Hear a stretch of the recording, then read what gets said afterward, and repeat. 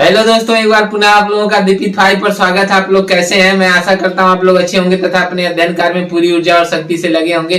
तो चलिए, जो हम लोग मैथ की सीरीज चला रहे हैं उसे कंटिन्यू करते हैं। आइए, हम लोग पिछली वीडियो में विविध प्रश्न को सॉल्व कर रहे थे, तो आइए आज पुनः हम लोग विविध प्रश्न के कुछ प्रश्नों को उठाते हैं और सॉल्व करते हैं। ये पार्ट 2 होगा विविध प्रश्न वाला। तो आइए पार्ट 2 को देखते हैं। पहला क्वेश्चन हमारे सामने, आइए उसे पढ़ते हैं एक बार हम लोग। 4 संख्याएं अलग अलग दी गई हैं, उनमें से पहली 3 का औसत चौथी संख्या का 4 गुना है और सभी 4 संख्याओं का औसत 52 है। पहली 3 संख्याओं का औसत ज्ञात कीजिए। पहली 3 संख्याओं का औसत ज्ञात करना है। तो चलिए इसे हम लोग सॉल्व करते हैं।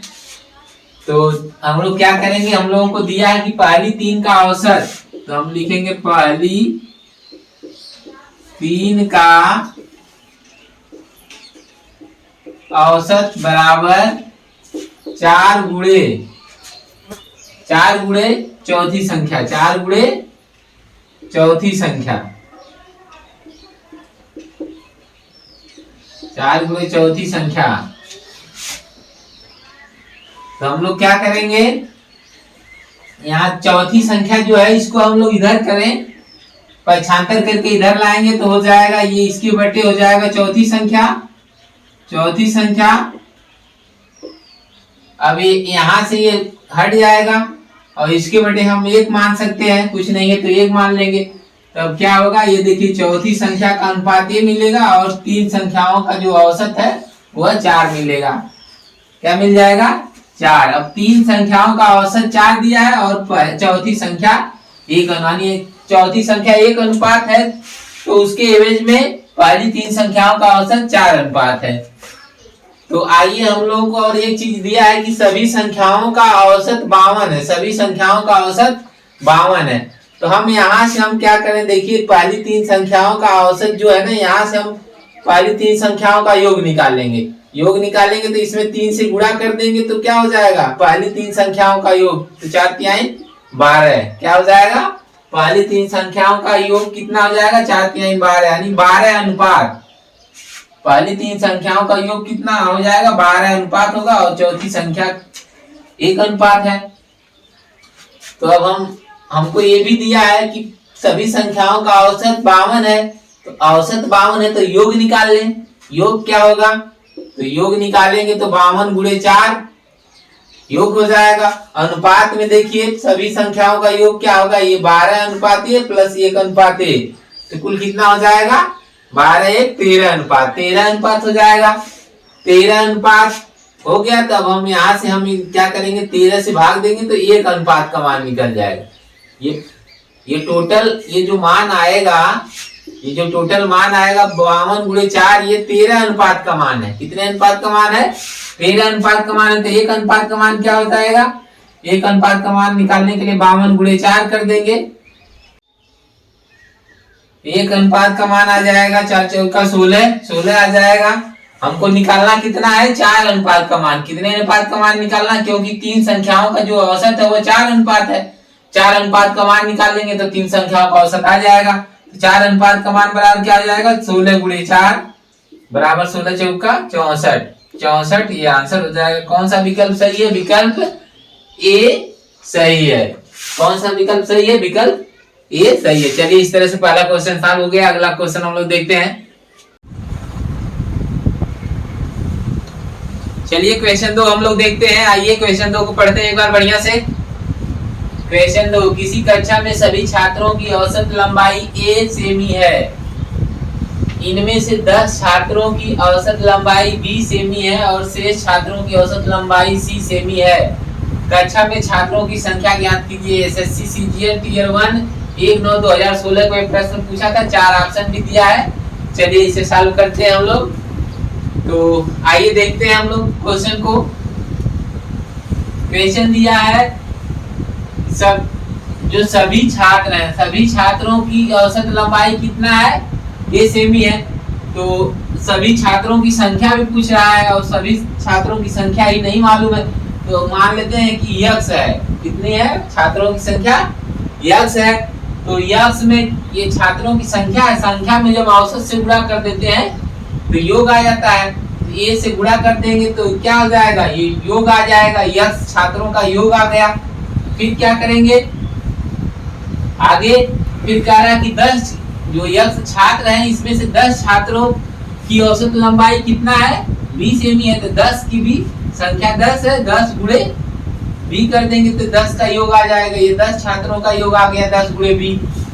अब आगे देखते हैं कि कह रहा है शेष छात्रों, जो यक्स में से जो 10 छात्र का निकाल लिए तो यक्स में से अब कितने छात्र बचेंगे, 10 यक्स माइनस 10 छात्र बचेंगे। कितना बचेंगे, यक्स माइनस 10 छात्र जो शेष रह जाएंगे, इनकी संख्या आ गई यक्स माइनस 10 जो शेष छात्र हैं। अब इनका योग निकालेंगे तो क्या, इनका जो औसत दिया है औसत लंबाई का योग निकालेंगे तो कितना आ जाएगा, लंबाई का योग निकालिए तो c से गुणा कर देंगे इसमें।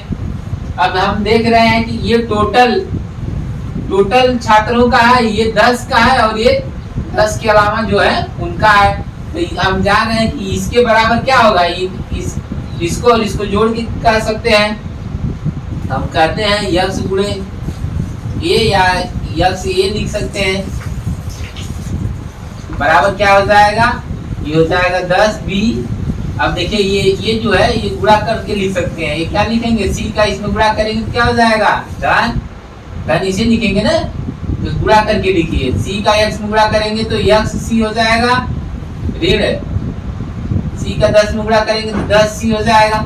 इस तरह से हम लोग देख रहे हैं कि इतना बराबर ये पा गए। अब ये जो यक्स वाला पोर्शन है इसको इधर लाते हैं, बाएं पक्ष में लाते हैं, लाइए तो यक्स इधर देख रहे हैं धन के रूप में, इधर आके ऋण के रूप में हो जाएगा। तो यक्स अब कॉमन भी ले सकते हैं, जैसे हम इधर आएगा दोनों में देख रहे हैं यक्स, तो यक्स कॉमन ले सकते हैं, यक्स कॉमन ले लेंगे तो यहाँ से a बचेगा, यहाँ से यक्स कॉमन ले लिए हैं तो यहाँ से c बचेगा। इस तरह से लिख सकते हैं डायरेक्ट। हम इधर पक्षांतर करेंगे, नहीं समझ में आता है तो ऐसे समझ लीजिए, पक्षांतर करेंगे तो क्या होगा, यक्स ये ऋण यक्स c बराबर क्या हो जाएगा, कि इधर आ गया बचा क्या, यहाँ से 10b ऋण 10c बचा।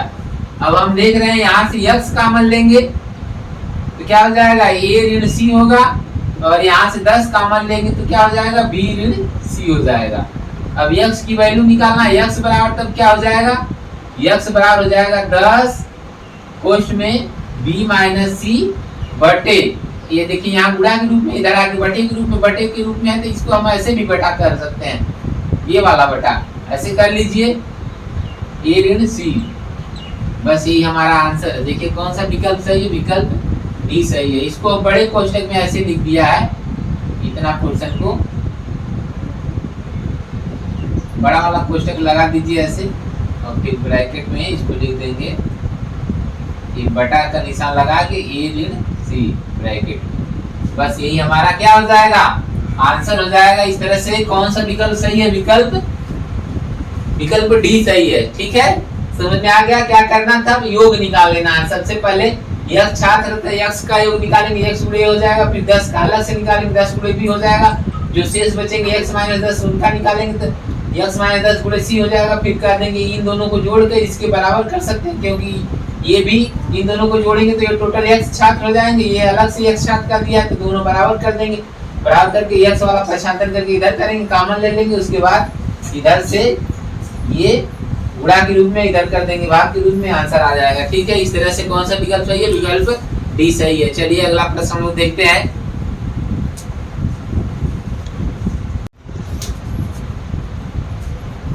चलिए क्वेश्चन आइए 3 को देखा जाता है। क्वेश्चन 3 हमारे सामने, उसे पढ़ते हैं बढ़िया से। पहले a तथा b का औसत 10 है, b तथा c का औसत 12 है और c तथा a का औसत 15 है। a b तथा c का औसत कितना है, ये प्रश्न एसएससी CHSL टियर 1 19/8/2019 को पूछा है। 4 ऑप्शन भी दिया है। चलिए देखते हैं कौन सा ऑप्शन सही है, इसे सॉल्व करते हैं। तो सबसे पहले देखिए यहाँ पे a और b का औसत दिया है, तो a और b का योग निकालेंगे। तो योग निकालते समय क्या करेंगे, औसत गुणे संख्या है, कितनी संख्या है इनकी, 1 2 दो संख्या है, 2 से गुणा कर देंगे, औसत योग आ जाएगा। तो हम कह देंगे a धन b का मान निकालेंगे तो क्या करेंगे, 10 में ये औसत है 10 में इनकी संख्या कितना है, 1 1 2 2 है, 2 से गुणा कर देंगे, 10 में 2 से गुणा करेंगे कितना होगा, 10 गुना 20 हो जाएगा। इसी तरह बी धन सी का मान जब निकालेंगे तो 12 में 2 से गुणा हो जाएगा, तो 12 गुणे 2 का मतलब 24 हो जाएगा, 12 गुणे 2 का मतलब 24। अब उसी तरह सी धन ए का मान निकालेंगे, सी धन ए का जब मान निकालेंगे, सी धन ए का मान निकालेंगे तो इसका मान औसत कितना 15, तो 15 में 2 से गुणा करेंगे तो 30 हो जाएगा। अब हम देख रहे हैं कि अब तीनों को जोड़ दीजिए, इसको इसको इसको, इधर वाला बायां पक्ष और दायां पक्ष जोड़ देंगे तो इधर से जोड़ेंगे तो कितना आ जाएगा, 74 आ जाएगा। इधर का जोड़िए तो जोड़ेंगे तो ए धन बी धन सी, सॉरी धन बी धन सी, पहले इसको लिखेंगे फिर इसको इसको सबको लिखेंगे ना।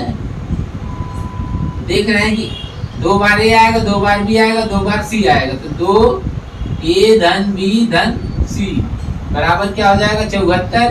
अब यहाँ 2 यहाँ गुणा के रूप में, इधर आके भाग के रूप में हो जाएगा, तो यहाँ से जो गुणा के रूप में है वो भाग के रूप में हो जाएगा, या यही हम काट देते हैं 74 को, डायरेक्ट यहीं से 74 को काटेंगे तो कितना आ जाएगा 37।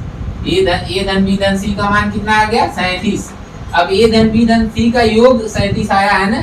अब जब औसत निकालेंगे तो इनकी संख्या कितना, 1 2 3, 3 संख्याएं हैं, तो तीनों 3 से भाग दे देंगे हम 37 में। 37 में क्या करेंगे फिर हम 3 से जब डिसिम्प्लाई दैट 37/3, ये क्या हो जाएगा, एवरेज आएगा। ये क्या होगा, एवरेज। इस तरह से कौन सा विकल्प सही है, विकल्प ए सही है। ठीक है, इस तरह से कौन सा विकल्प सही हो गया, विकल्प ए सही है। चलिए, अगर केवल आपको आंसर केवल लाना है, only answer, no concept, no समझना, बस केवल आंसर लाना है तो कैसे लाएंगे। चलिए देखिए, हम सीधे सीधे क्या करेंगे, इसको इसको और इसको जोड़ करके 3 से भाग दे देंगे, तो 10 12 और 15 तीनों को जोड़ करके 3 से भाग दे दीजिए, क्योंकि तीन संख्याएं मिलेगी। फाइनली कितनी संख्या मिल रही है, 1 2 3, 3 संख्याएं मिलेंगे, 3 से हम भाग दे देंगे, 3 से भाग दे दीजिए। जैसे ही 3 से भाग दे देंगे आंसर आ जाएगा। या ऐसे समझ सकते हैं कि ए धन बी जो है, ए तथा बी इसको मान लेंगे कैपिटल ए, उसी तरह से बी धन सी को कैपिटल बी मान लेंगे और सी धन ए को कैपिटल सी मान लेंगे। तो कितनी संख्याएं मिल रही हैं, 1 2 3, 3 से भाग दे देंगे, 3 से भाग दे देंगे तो हो जाएगा 37/3, यही आंसर हो जाएगा। एक लाइन में ऐसे समझ लेंगे। ठीक है, इस तरह से कौन सा विकल्प सही है, विकल्प ए सही है। कौन सा विकल्प सही है, विकल्प ए सही है। आइए अगला क्वेश्चन हम लोग देखते हैं।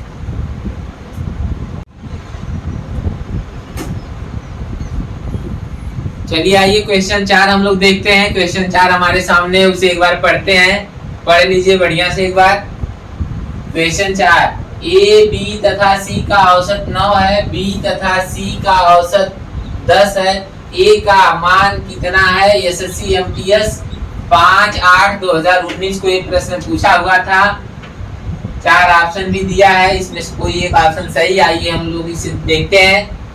तो आइए सबसे पहले हम लोग क्या करते हैं, इसे हम लोग जो तरीका हम लोग डेवलप किए थे, जिसके माध्यम से हम लोग सारे टाइपों को सॉल्व किए, उस तरह का एक प्रश्न है, उससे आराम से बन जाएगा। आइए उसी से बना लेते हैं, फिर उसके बाद बड़े जो फार्मूले से होता है उससे भी बना लेते हैं। तो आइए हम लोग देखते हैं। देख रहे हैं कि ये ए बी सी 3 संख्याएं हैं, तीनों का औसत कितना है, 9। कितना है, 9 है। और बी तथा सी का औसत कितना है, 10। अर्थात ये इसमें से जब ए निकल गया, बी और सी के ग्रुप से जब क्या हुआ, ए निकल गया, तो औसत क्या हो रहा है, 1 बढ़ जा रहा है। अर्थात 1 लोगों का 1 बढ़ रहा है, तो 2 लोगों का कितना बढ़ेगा, 2। इसका मतलब 2 पॉइंट बढ़ गया। क्या, योग में, इनके योग में 2 बढ़ा, औसत में 1 बढ़ेगा। योग में 2 बढ़ेगा क्योंकि औसत में 1 बढ़ रहा है, इसका मतलब ये 2 संख्याएं हैं, तो 1 का 1 बढ़ा तो 2 लोग हैं, तो 2 बढ़ गया होगा जैसे ही ये निकला। इसका मतलब ये ने क्या किया था, इन लोगों के योग का 2 घेरा हुआ था, अर्थात इन लोगों से 2 ले लिया था। 2 लेके तब जाके 9 वाले ग्रुप में बैठा था। 9 वाले ग्रुप में 2 लेके बैठा था, कौन, ए। इसका मतलब ए के पास कितना था, 9 - 2 = 7 था। कितना था, 60 था। इस तरह से कौन सा विकल्प सही होगा? विकल्प बी सही होगा। या ये इसे ट्रेडिशनल वे से सॉल्व करते हैं, स्टैंडर्ड फार्मूले से लगाते हैं। तो कैसे लगेगा? हम जानते हैं कि ए बी सी तीन संख्याओं का औसत 9 है। तीन संख्याओं का हम योग निकाल लेंगे, औसत में हम संख्या से गुणा कर देंगे। तो औसत कितना है? 9। संख्याएं कितनी है? 1 2 3, 3 है, 3 से गुणा कर देंगे, 9 3 27 हो जाएगा। फिर ये देखिए बी और सी दो संख्याएं हैं, इनका औसत 10 है, तो इनका योग निकाल लेंगे। तो बी और सी का जब योग निकालेंगे तो कितना आ जाएगा? 10। 10 गुणे 2 करेंगे, 10 गुणे 2 का मतलब कितना हो जाएगा? 20। अब हम देखिए इसमें क्या है? ए बी सी तीनों का योग है, और ये क्या है? बी और सी का योग है। देख रहे हैं कि जब हम ए बी सी में से बी सी घटा देंगे तो ए का मान निकल जाएगा। तो ए का मान निकालने के लिए हम क्या करेंगे? इसमें से इसको घटा दीजिए। तो 27 में से 20 घटा देंगे, तो 27 में से जब 20 घटा देंगे तो कितना आएगा? 7। यही आंसर हो जाएगा आपका। कौन सा विकल्प सही है? विकल्प बी सही है।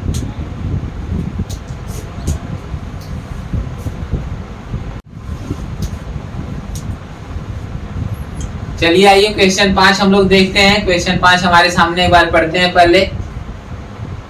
क्वेश्चन 5, 36 परिणामों का औसत 18 है। यदि प्रत्येक परिणाम से 2 घटाया जाता है तो परिणामों का नया औसत क्या होगा? एसएससी सीपीओ 5/7/2017 को पूछा है।